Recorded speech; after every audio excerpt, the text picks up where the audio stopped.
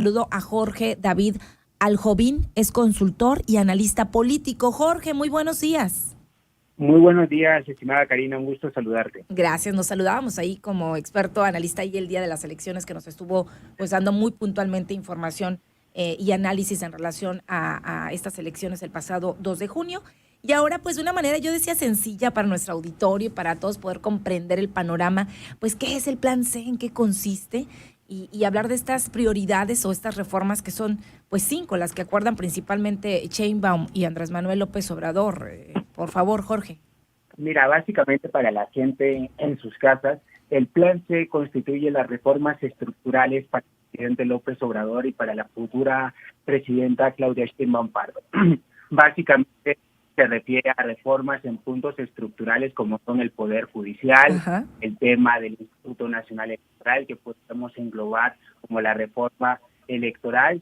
También tenemos temas tan sensibles como los de seguridad, temas energéticos, etcétera, que creo que al final ya lo que ha señalado es que hay prioridades. Lo que va para el mes de septiembre será la reforma al Poder Judicial, pero antes de estas reformas lo importante será que el partido en el gobierno, el partido oficialista, tenga mayoría calificada en las cámaras y esto se definirá a partir de la asignación de los diputados y senadores en el Congreso de la Unión. Recordar los 135 constitucional establece que las reformas constitucionales se hacen con la mayoría de las 2/3 partes en la Cámara de Diputados y Senadores y además con el voto de la mitad más uno de las legislaturas de los estados. Es al menos 17 estados votando en un mismo sentido las legislaturas de eso.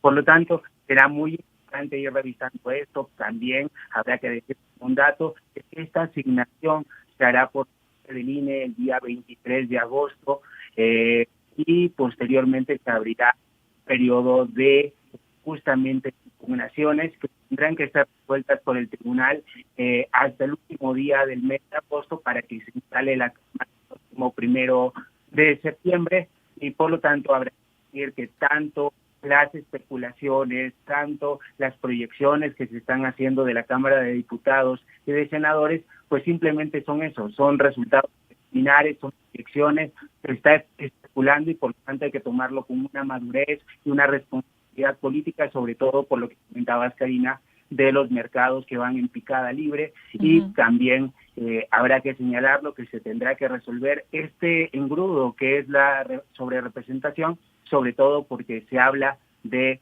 si se tiene que calcular por partido político o se tiene que calcular por coalición, entonces será un bastante interesante que tendremos a finales del mes de agosto. O sea, sí o sí, es lo que yo entiendo, pues bueno, hay mayoría calificada, pues en el Congreso, ya en el Senado casi.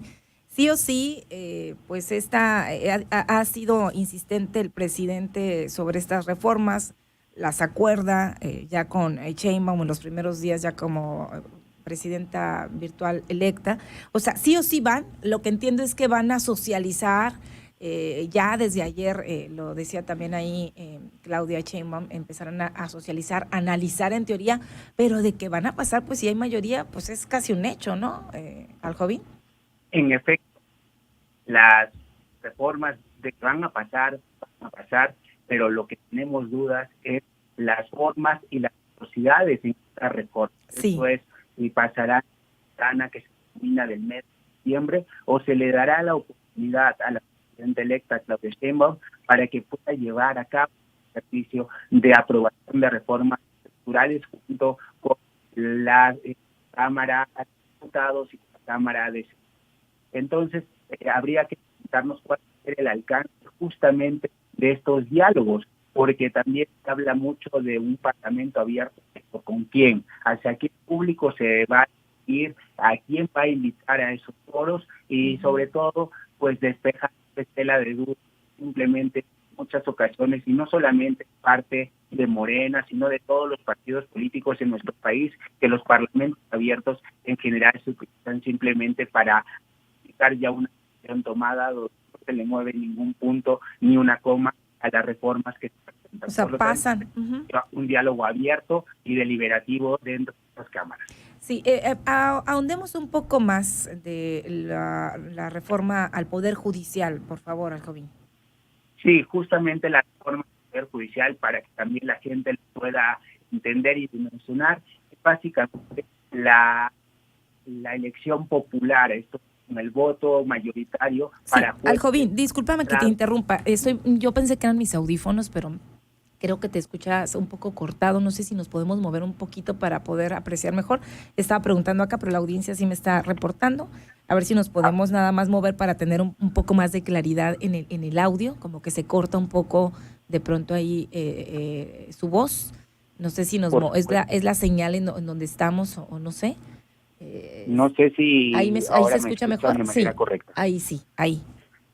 Mira, justamente lo que se trata la reforma al Poder Judicial es la elección de jueces, ministros y magistrados por el voto popular. Y Uh-huh. esto ha abierto una gran expectativa en el país, una discusión Sí. que lleva a preguntarse si realmente los jueces y magistrados y ministros tienen que pasar por este test de la votación popular. ¿En qué sentido? Porque el gran argumento que se ha dado por parte de la oposición es que esto podría instrumentalizar a los jueces y que no tuvieran como parámetro la defensa de la Constitución, Uh-huh. sino emitir resoluciones a favor de un electorado. Por Sí. otro lado, también habrá que decir que la reforma judicial no solamente se centra en eso, tiene otras intensidades y también otra cuerda que es justamente luchar contra el nepotismo, la corrupción, que Uh-huh. también es parte del propio Poder Judicial en su estructura administrativa, y por otro lado un tribunal de disciplina que lo que buscará es ser independiente de la propia Corte, a diferencia de lo que ocurre hoy,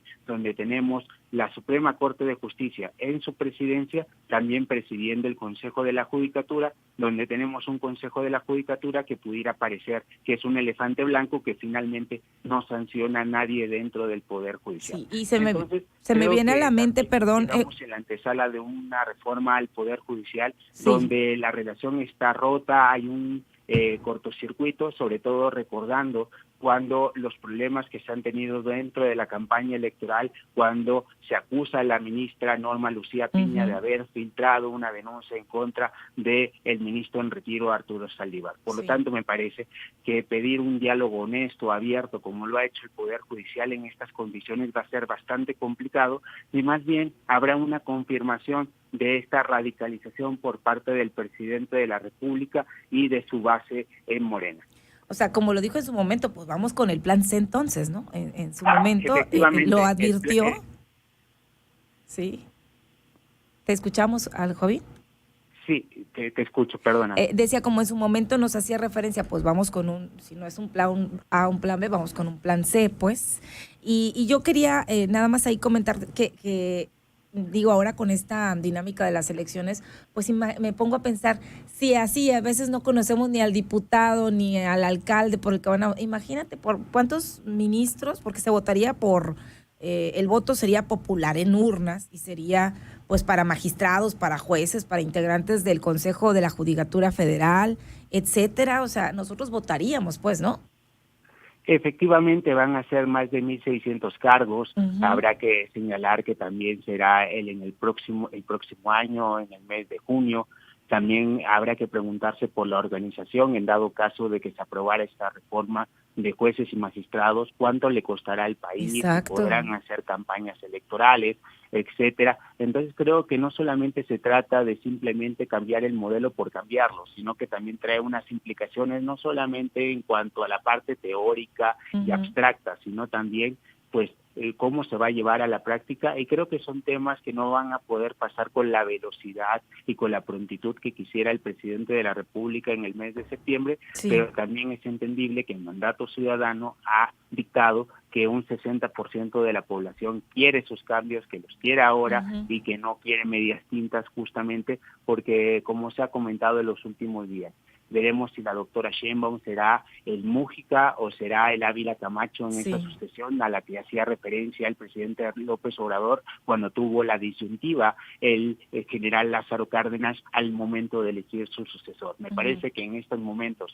el segundo piso de la Cuarta Transformación requiere decisiones inmediatas para poder responder a su electorado, y en términos coloquiales diría que este ha sido un Brexit a la mexicana en términos políticos. ¿Por qué? Porque se ha destruido el sistema de partidos tradicionales, se tendrán que reinventar y veremos si la oposición tiene la posibilidad de generar diálogos, puentes y tener otra forma de comunicación más allá de la polarización. Y por otro lado también lo que tenemos es unos mercados que presionan y que en estos momentos son el único contrapeso a justamente al gobierno y de Claudia Sheinbaum y del actual presidente López Obrador. Hasta hacia allá iba mi pregunta, si hay mayoría calificada, si todo está pues dado, pues ¿cuál es el contrapeso? Y aún así siento que ha minimizado, bueno, sale el rescate Claudia y dice Claudia Sheinbaum, tranquilos, todavía ayer tratando de hacer pues como dando tranquilidad, certidumbre. En días pasados veíamos que hacía llamadas con inversionistas, etcétera.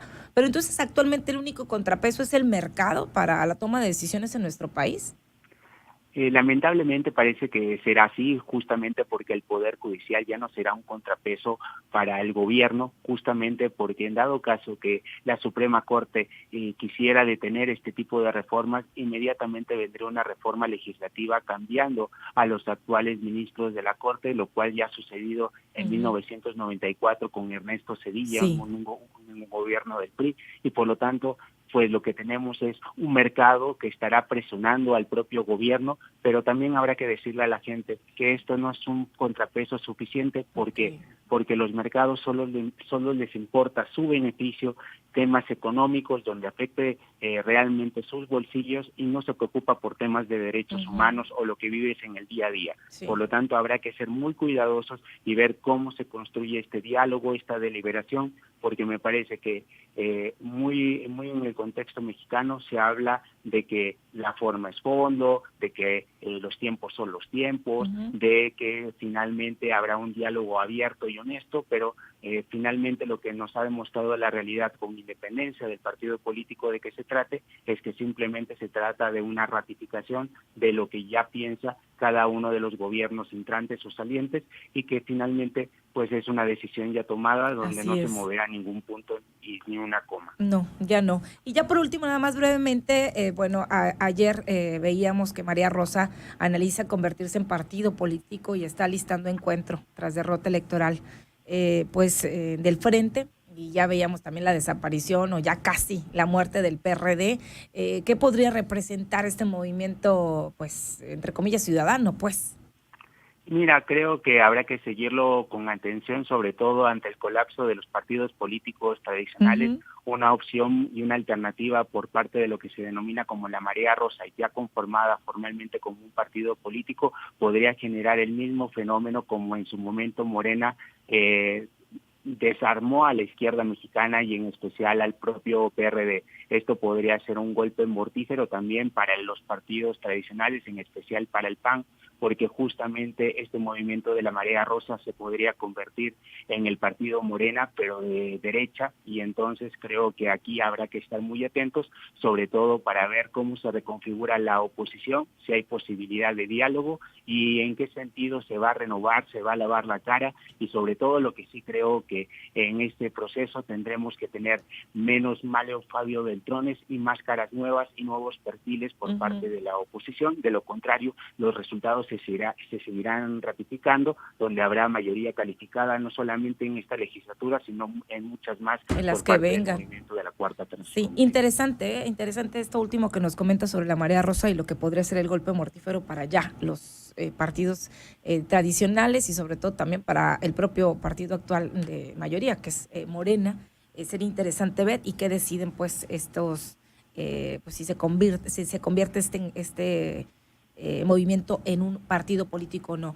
Aljovín, muchísimas gracias, y muy interesante el análisis que nos comparte hoy. Nos parecía también importante compartirlo con el auditorio después de todo este movimiento, después de las elecciones. Muchísimas gracias. Muchísimas gracias, un fuerte abrazo. Saludos, Jorge David Aljovín.